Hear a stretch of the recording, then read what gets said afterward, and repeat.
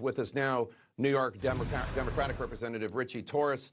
He's a member of the House Select Committee on the Chinese Communist Party. And first of all, a belated happy birthday to you, sir. You voted in favor of the TikTok bill today. Explain your thinking to our viewers, especially the millions, if not tens of millions, if not hundreds of millions of people who love the app and don't want big government infringing on their right to use it. Well, the legislation is not about the use of TikTok, it's about foreign ownership of TikTok. ByteDance ownership of TikTok is a threat to the security of the United States. ByteDance is subject to the control of the Chinese Communist Party. ByteDance owns TikTok. And TikTok is not merely a social media platform, it is the leading news source for the next generation of Americans. And the fact that we have put the leading news source for the most impressionable minds in our society in the hands of our leading foreign adversary, the Chinese Communist Party, is an act of self-sabotage. That would have been the equivalent of allowing a Soviet company to control ABC, NBC, and CBS during the height of the Cold War, which would have been unimaginable. What kind of threat do you see happening? Give me an example of the kind of thing either you have seen on TikTok, and you suspect it's because the Chinese government has influence, or what you fear? Well, first, there's a consensus throughout the intelligence community, from the FBI to the CIA, that there is a national security risk with ByteDance control of TikTok. So that's not a matter of dispute within the federal government. I have two concerns. First, there are more than 170 million users on TikTok. The Chinese Communist Party could easily access that data under the national security law in China. ByteDance would have no choice but to cooperate with the Chinese Communist Party. And then second, TikTok could be a tool for information warfare.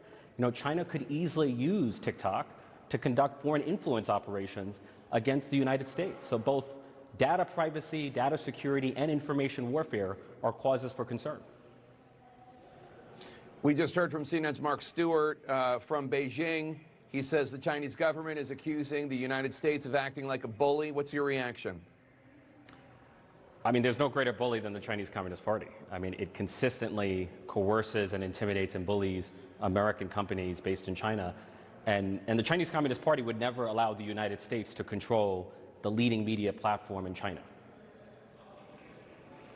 TikTok used the app to encourage users to contact their lawmakers and tell them to vote against the legislation. Did you get a lot of calls and messages? Look, every congressional office was flooded with calls, but TikTok is telling lies. It is spreading misinformation. The legislation is not a ban on TikTok. It is a forced sale of TikTok. Under the legislation, TikTok will have the ability to continue to operate. TikTok users will have the ability to create content and express themselves. This is not about content. This is about foreign ownership of TikTok. As you know, Donald Trump, during his presidency, supported a ban on TikTok and a ban on foreign ownership of TikTok. And now he's against your bill. Are you worried at all that this legislation is going to alienate young people whose votes Democrats need in November? I mean, first, we should make the decision based on national security, not electoral politics. But second, I want to reiterate, this is not a ban on TikTok. I respect the right of young people to create content, to express themselves on TikTok. We are not targeting the communicative and expressive activity that happens on TikTok. We're targeting adversarial foreign control of the leading social media platform here in the United States.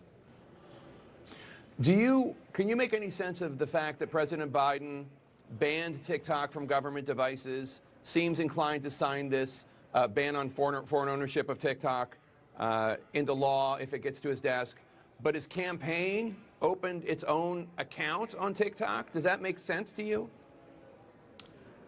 It does. I mean, I personally do not have a TikTok account, but it makes sense because the focus of the legislation is not the use of TikTok, it's ownership of TikTok. So if you want to be a user of TikTok, that is your right, and we will not interfere with that right.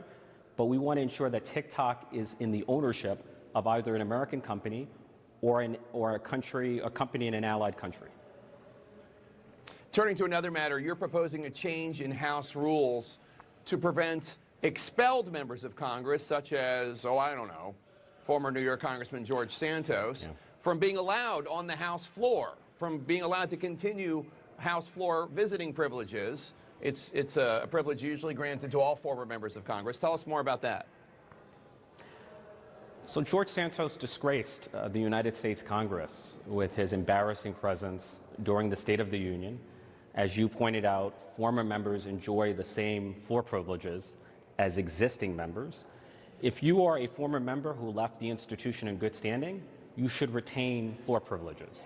But in my view, if you were expelled from Congress for misconduct, as George Santos was, then you should have your floor privileges revoked. And so I'm introducing what is known as the George Rule, which would revoke the floor privileges of expelled members. George stands for getting expelled officially revokes guaranteed entry. Who came up with that? That was my team. I have a team that's clever at creating acronyms. Yeah. And happy birthday, by the way. Yeah, it's a good acronym. Oh, wow. We have the same birthday yesterday. Yes. Democratic Congressman Ritchie Torres, thanks for being here. Good to see you. Thank you so much, sir.